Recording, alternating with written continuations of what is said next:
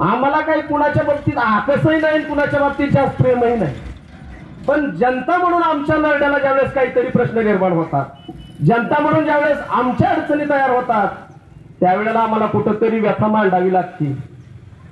भैयासाहेब, एक उदाहरण निश्चितपणे तुम्हाला मी आपल्याला देऊ इच्छितो. नैसर्गिकरित्या एक उदाहरण म्हणून शास्त्रज्ञांनी प्रयोग केला होता की एका हौदामध्ये माकड आणि माकडीने आणि तिचे 3 पिल्लं सोडले होते. ज्या वेळेला त्या हौदात पाणी सोडत गेले त्यावेळेस पाणीवर यायले की माकडीने पिल्लं कमरेवर घ्यायची. जसं जसं पाणीवर यायला लागलं माकडीने पिल्लं खांद्यावर घेतली आणि ज्यावेळेस पाणी तिच्या नाकातोंडात चाललं त्यावेळेस माकडीने पिल्लं खाली घातली आणि स्वतःचा जीव वाचवला. जर नाकातोंडात पाणी येईपर्यंत जर माणूस प्रयत्न करीत असेल तर पुन्हा काय करील मला ही सांगा. मला ही उदाहरण एवढ्यासाठी द्यायचं माझ्या बांधवांनो, मला कुणाचा प्रचार म्हणून नाही, कुणावर नाराजगी म्हणून नाही. या सरकारच्या काळात माझ्या जनतेचे झालेले हाल मी डोळ्याला बघितले. कुणाला माहित आहे का नाही मला माहित नाही. लाडक्या बहिणीला 1500 रुपये दिसायलेत, पण 2च महिन्याखालच्या फक्त किराणाची पावती आणायची सगळ्यांना बघायची. माझं वैयक्तिक मत आहे, खोटं काहीच नाही. अहो 1500 रुपये दिले किती जणाला? 25% महिलांना. त्याच्यात बी आता डिसेंबर मध्ये छाननी होईल, कुणाचा इन्कम टॅक्स मध्ये बसतं फॉर्म बाद होईल, कुणाचं शेती क्षेत्र जास्त आहे म्हणून फॉर्म बाद होईल, कुणाच्यात नोकरदार आहे म्हणून फॉर्म बाद होईल. आता या 2 महिन्यात दिले असतील जेवढे भरले तेवढ्याला. वसुली किती जणांकडून केली? 100% जणांकडून वसुली केली. 2 महिन्याखाली ज्यावेळेस 15 किलो तेलाचा डब्बा आणला त्यावेळेस त्याची किंमत 1725 रुपये होती. तुम्ही किराणा दुकानदाराला जाऊन विचारा किंवा आपल्या घरातली किराणाची पट्टी असेल तर तपासून बघा. आणि आता ज्यावेळेस तुम्ही किराणाचा माल आणला त्यावेळेस 2150 रुपये, 425 रुपये एका डब्या मागे वाढवलं. जर 2200च्या पुढे म्हणता येत नाही तरीचे आमचे सरपंच. मग जर एवढी महागाई तुम्ही करत असाल तर तेलाचा डब्बा किंवा तेल गोड तेल छटाकाला कोणा पण प्रत्येकाच्या घरी लागत असेल की. म्हणजे वसुली 100% कडून आणि योजना 25%साठी पुन्हा आमच्या उपकाराचं वजन की आम्ही योजना चालू केली. हे असे काय दाखवायचे दात वेगळे खायचे दात वेगळे करून गोरगरीब जनतेला मारू नका. अहो कुठपर्यंत पिळणार तुम्ही? माझ्या गावातले तरुण पोरं किती आहेत मला माहित नाही, की एमपीएससी यूपीएससीची परीक्षा देणारे पोरं किती आहेत मला माहित नाही. मराठवाड्यामध्ये लातूर हे नाव शिक्षणाचा हात म्हणून घेतलं जातं. लातूरला येऊन बघा शिक्षणाची गर्दी किती वाढली.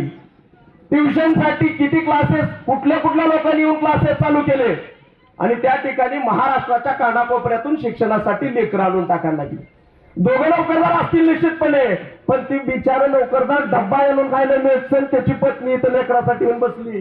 किंवा हॉस्टेलच्या माध्यमातून असेल, इथं हॉस्टेल वाढले. आणि या सगळ्या गोष्टीचा विचार जर केला तर आपल्या लक्षात येईल मित्रांनो की शिक्षणाच्या माध्यमातून तिथं पोरं ज्यावेळेस झटायला लागलेत. एमपीएससी यूपीएससीचा आपल्यातले किती पोरं द्यायलेत माहित नाही. एमपीएससी यूपीएससी पॅटर्न म्हणजे आपल्यातला क्लास 1 अधिकारी होणार आहे. जर पुढे होणार असेल तर आपल्या शुभेच्छा नक्कीच आहेत. आमच्या मायबापाचं आमच्या गोरगरीब जनतेचं शेतीवर आधारित असणाऱ्या या जनतेचं खरं भलं कशात आहे तर तुम्ही दिलेल्या योजनेत कधीच नाही. तुम्ही आमच्या हाताला काम दिलं पाहिजे. परमनंट काम दिल्याशिवाय आमच्या घराचा उद्धार होणार नाही. कुणाची योजना किती दिवसाची काय हे अशी भीक दिल्यासारख्या देऊ नका. आमच्या हाताला काम द्या, तरुणांच्या हाताला रोजगार द्या, त्याला आम्ही सरकार म्हणून निश्चितपणे. आणि ती अपेक्षा खरी आता जनतेकडून करण्याची वेळ आलेली आहे. जनतेला मतं मागत असताना प्रत्येक जण येऊन सांगतोय मी कसा चांगला, आमचं काम कसं चांगलं, मी काय करतो. गेल्या 1 वर्षाखाला एक हिशोब सांगतो. 30 लाख पोरांनी एमपीएससीच्या साठी जागा भरल्यात. 30 लाख पोरांनी फॉर्म भरले फक्त एमपीएससीच्या परीक्षा निघाल्या. एकदा गेल्या 2.5 वर्षातली बोमाय भैयासाहेब या सरकारकडून एमपीएससीची तारीखच डिक्लेअर होईना. तारीख डिक्लेअर झाली तर निकालच लागला. आणि कसं बसा निकाल लागला तर आपण त्याच्या टायमाला त्याच्यावर काही स्थगिती आली, नाहीतर रिझल्टचा पेपर फुटला. निकाल आल्यानंतर आमची पोरं मोकळे फिरायला लागलेत. माझ्या कोंडवरती जर वस्तुस्थिती तुम्हाला बघायची असेल तर याकडे पासून फक्त त्याकडे पर्यंतला अंतर किती आहे बघा. त्या कमानीपर्यंत इथल्या फक्त तुम्ही पानपट्या मोजा, पुढच्या ट्रिपला आल्यावर अजून किती पडतात ती बघा. कारण आमच्या हातातले गावातले तरुण पोरं काय करायला लागले, फक्त चहाची टपरी पानपट्टी याच्याशिवाय त्यांना रोजगार नाही. मोबाईलचं रिचार्ज तेवढं मारायलाच बघा, जास्त टीव्हीला विकत दिली. कारण पोरं व्यस्त राहिले पाहिजे. तरुण पिढी ही मोबाईल मध्ये डोकावली पाहिजे. सुपाऱ्या खाऊन पिचकाऱ्या मारीत बसली पाहिजे. सिकंदरची पानपट्टी तिथंच, लोंढेची पानपट्टी तिथंच, तिथं सदामची पानपट्टी तिथं दादापूरची पानपट्टी. अरे काय पानपट्टी, त्यांचा दोष नाही, त्यांच्या हाताला रोजगार नाही. त्यांना माहित आहे ह्याच्याशिवाय दुसरा रोजगार बी आम्हाला मिळणार नाही. कारण तरुणाई बिघडली. रात्रीच्या 11 आणि 11:30 वाजता सिकंदर आमचा पानपट्टी उघडून बसल्याने दिसतो. मी कधी कधी उशिरा आल्यावर विचारतो, एवढा वेळ गिराईक होतंय का तुझं? नाही म्हणले, पुन्हा सुद्धा बळच बंद करावं लागते. मग मला त्याला सांगितलं काय अवस्था असेल माझ्या गावची. साहेब मला जास्त काही बोलायचं नाही, पण माझ्या गावला तुम्हाला माहित आहे का नाही माहित नाही, हा निपिलीकडून येणारा रोड आहे, मुरुडला जातो, त्याला उस्मानाबाद मुरुड म्हणतात. हा सुंब्याकडून येणारा एक रोड आहे साहेब, इकडून औषाकडून येणारा रोड आहे, तिकडून मुरुड आहे आणि इकडून जागजी आहे. तुम्ही गाडी काढा, माझी इच्छा आहे, माझी विनंती आहे, तुम्हाला हात जोडून साष्टांग होत आहे. तुमच्या तर गाड्या लई काय तो तुम्ही जरा गाडी काढा आणि ह्या रोडला उभं राहून मारा बरं 80च्या स्पीडनं. तुम्ही नाही संध्याकाळी औषध गोळ्या गेला तर मला कनेक्टर म्हणू नका तुम्ही. मग माझ्या गावची काय अवस्था असेल हे कुणी लक्ष द्यायचं, हे कधी करायचं? अहो भैया साहेब, आता ओमदादा इथं दिसना गेलेत, मला त्यांना सांगायचं होतं की माझी बी अशी दादाचं लय कधी संबंध आहेत आमच्या गावाला माहित आहे. रणधीरदादा नाही बरं, ती तर आमचाच आहे, कडेला बसलाय. पण खरं सांगतो, मी त्या वेळेला गेल्या 25वार्षिकला एका विशिष्ट माणसाला विनंती केली होती, माझ्या गावात माझ्या गावात कुणाला तरी 10-5 हजाराची मदत अजिबात करू नका, 5-50 हजाराचं काय असं देऊ नका. अशा काही गोष्टी करण्यापेक्षा तुम्ही एकच काम करा, आमच्या गावचा रस्ता एकदा कायम परमनंट करून द्या. मी जाहीर सत्कार कोणमध्ये ठेवतो म्हणून सांगितलं होतं. आणि माझ्या गाववाल्याला मी साष्टांग दंडवत घालून सांगतो की बाबा रे, हा रस्ता येणेच केलाय बरं का. आणि जे आपलं कामच होणार नव्हतं किंवा बऱ्याच वर्षापासून पेंडिंग होतं ते काम महत्वाचं झालं. 5 वर्ष कडे आले, आमचा रस्ता काही झालेला नाही. हे काय मी वेगळं सांगायची गरज नाही. असा जर असेल तर मी फक्त माझ्या गावापुरतं बोलताय. नितीनचे सरपंच इथं बसले, त्याच्या पलीकडे जावा, सुंभ्याला जावा, आर्मीला जावा, युवतीला जावा, कुठेही काही झालेलं दिसत नाही. आणि माझं स्पष्ट मत आहे बघा, आम्हाला जगू द्या राजकारण्यानो, खरंच जगू द्या. आता किळस आली, किळस या 5 वर्षात 10 वर्षात या राजकारणाची. त्याचं कारण एक आहे बघा, कुणाला पटतंय का नाही बघा. आम्ही गावगाड्यामध्ये जगत असताना आमच्या आजे पणजे एकमेकाच्या गळ्यात गळे घालून हातात हात घालून काम करून चालले आणि त्यांचं आयुष्य जगले. त्यावेळेला कोण कुण्या जातीचा कोण कुण्या धर्माचा आम्हाला माहित नव्हतं. आम्ही एकमेकाच्या सुखदुःखाला जाऊन जात होतो. साहेब, आमच्यात जर कुणी वारलं म्हणलं तर 18 पगड जातीची लोक त्याचा म्हणजे दुःख पाळत होते साहेब. आज आम्ही एकमेकाच्या सुखात सहभागी व्हायला तयार नाही. तेवढी जातीयता आणि एवढा विष निर्माण केलं या सरकारनं. पुण्यामध्ये तुम्हाला सांगू, दुफळी निर्माण झाली. मराठा ओबीसी वाद, हिंदू मुस्लिम, आपल्या भाषणात तेवढे आहेत, दुसरं काहीच नाही. इथं आले की आम्हाला वाटलं पाहिजे आपण कट्टर झालं पाहिजे. कुठले कट्टर? आमच्या आजे म्हणजे वेळे होते का मग सगळ्याला सोबत घेऊन चालत होते ते. आणि एवढ्याच कारणाने फक्त आमची तरुणाई भरकटली. तरुणाईला दिशा देण्याचं काम राजकारण्यांनी केलं पाहिजे. 1947ला देश स्वतंत्र झाला, 1 मे 1960ला महाराष्ट्र स्वतंत्र झाला. या स्वतंत्र महाराष्ट्राचा कलश दिल्लीहून घेऊन येणारे स्वर्गीय यशवंतराव चव्हाण साहेबाचा हा सुसंस्कृत महाराष्ट्रात कुठं नेऊन ठेवला आहे. तुम्हाला विचारतो, आमचे आम्ही आत्मचिंतन करू. खरं तर मी माझं मत आहे माझ्या गावकऱ्यांना, तमाम बंधू भगिनींना, आई वडिलांना, माता भगिनींना, या राजकारण्यांच्या बोलतापणा बळी पडण्यापेक्षा आपण आत्मचिंतन करू. आपण आत्मचिंतन केलं पाहिजे की आपल्याला मिळतंय काय. आज तुमच्या हात गावातली एकदम डिवस बनवला लाजू दिला अशी पोरं स्टँडवर फिरायलेली दिसतील. साहेब, त्यांचं वय 35 झालं. एमपीएससी तुम्ही 35 ला नेऊन ठेवली. पुन्हा सरकारने उपकार केले, आरक्षित जागेवरून 38 केलं आणि SC ST ला 42 केलं, 5 वर्षाची आठ शिथिल करून. माझा प्रश्न आहे तुम्हाला, 5 लाख 10 लाख 30 लाख फॉर्म भरून घेता. एका फॉर्मला 1000 रुपये फीस आहे. किती कोटी तुम्ही जमा करून घेता. नोकरी द्यायच्या टायमाला 5 आणि 10 देता. या नोकरी दिलेला लागलेल्या पोराचा प्रश्न विचारतो मी तुम्हाला साहेब. जर 38व्या वर्षी माझ्या गावातला पोरगा PSI झाला, 42व्या वर्षी माझ्या गावातला पोरगा एखादा कलेक्टर झाला, रिटायरमेंटचं वय तुमचं 58 आहे, 16 वर्षामध्ये त्याचं लेकरू कुठं असेल सांगा. 1लीला 2रीला 5वीला चाललेलं लेकरू माझा बाप कलेक्टर आहे म्हणून सांगेल का? सांगा, त्याचं शिक्षणाचं अवघड होईल का नाही? कुठल्या अँगलला आम्ही तुमच्यावर विश्वास ठेवायचा आहे आणि कशाच्या भरोश्यावर तुम्ही आमच्या जनतेचा उद्धार करणार आहोत म्हणून या सरकारकडे बघायचंय. आता मला खरंच कंटाळा आला. आणि हे जे सरकार आहे, या सरकारला बाकी देणे आणि योजना याच्यापेक्षा सगळ्यात महत्वाचं काय? आमच्या तरुणांच्या हाताला रोजगार. सगळ्यात महत्वाचं शेतकरी आत्महत्या वाढण्याचं कारण साहेब, वर्षाकाठी 2 पिकं घेतले जाते आणि वर्षाकाठी 2 पिकं जी आहेत ना, त्या 2च पिकाचा जर विचार केला तर घरच्या घरी शेती केल्यावर रोजगाराचे सुद्धा भाव जाऊन बघा. तुम्ही 50 रुपये रोज म्हणजे 1500 रुपये महिना लाडक्या बहिणीला दिला की लाडकी बहीण शेतात 600 रुपयाच्या खाली येणार गेली सोयाबीनला साहेब. आणि तुम्ही काय 50 देऊन सांगायला आम्ही तुमचा उद्धार केला म्हणून. म्हणजे या सरकारचं उदाहरण मी तुमच्या पुढे मांडतोय. मी उद्या तुमच्या पुढे मांडण्याचं कारण आहे साहेब, तुम्ही आज उमेदवार म्हणून आलात, कदाचित आमचं मत आहे, आमच्या गावाने निश्चितपणे या गोष्टीचा विचार शांत मनाने करतील आणि कुठल्या आमिषाला बळी न पडता हाताच्या पंजाचं बटन दाबून तुम्हाला विजयी करतील, यात काही शंका नाही. पण माझ्या एकट्या गावावर नाही, पण निश्चित तुम्हाला या तुळजाभवानी आईचा आशीर्वाद नक्की लाभेल, तुम्ही निश्चितपणे व्हाल. पण माझी विनंती आहे साहेब, 2029 ला येताना पुन्हा तुम्ही बी तीच गाणं गाऊ नका. जरा विचार झाला तर बरं होईल. व्हीआयपी कल्चर बंद करावं असं माझं मत आहे. एसी मध्ये तुम्ही फिरता, काचाच्या गाडीच्या काचा खाली घेत नाही आणि आमची जनता तुमच्या पुढे चोर म्हणून उभा टाकते का साहेब आले तर. अहो त्याला वाटतो त्यांना माझा आमदार आला म्हणून, आणि तुम्हाला वाटलं पाहिजे हे माझे बंधू भगिनी आहेत, माझे माय बाप आहेत, तर माझी जनता आहे म्हणून. हे कधी होणार आहे हे आम्हाला अगोदर सांगा. आज मी सांगतो साहेब, तुमच्याबद्दल काही बोलणार नाही, पण यावर्षी जरा पावसानं बरं केलं.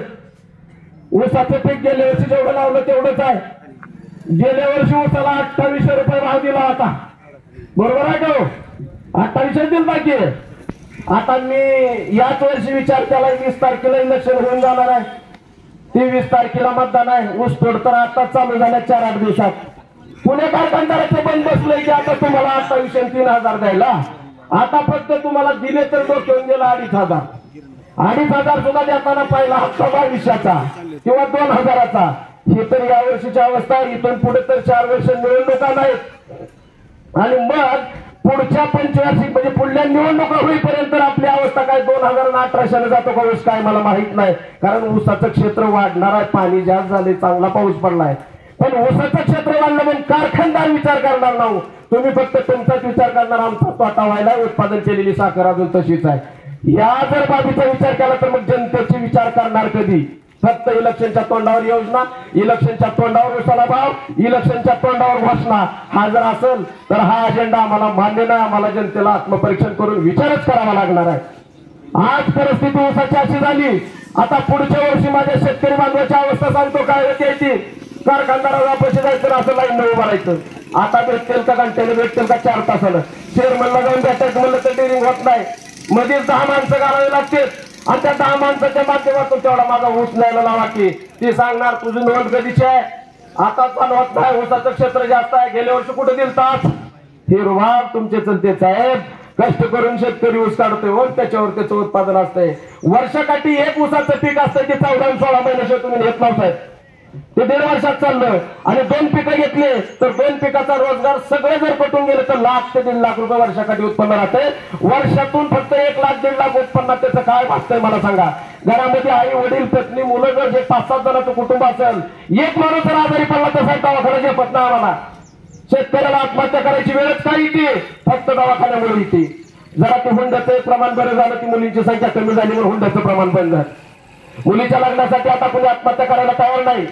शिक्षणाचा वाढता खर्च आणि दवाखाना या 2 गोष्टीमुळे आमचा शेतकरी अडचणीत आहे साहेब. तर तुम्हाला माझी विनंती आहे, तुमच्या महाविकास आघाडीचा एक जाहीरनामा मी वाचला, त्या जाहीरनाम्याचं कौतुक करण्यासारखं कलम कोणतं वाटलं. 25 लाखाचा आरोग्य विमा कवच महाविकास आघाडीने डिक्लेअर केले.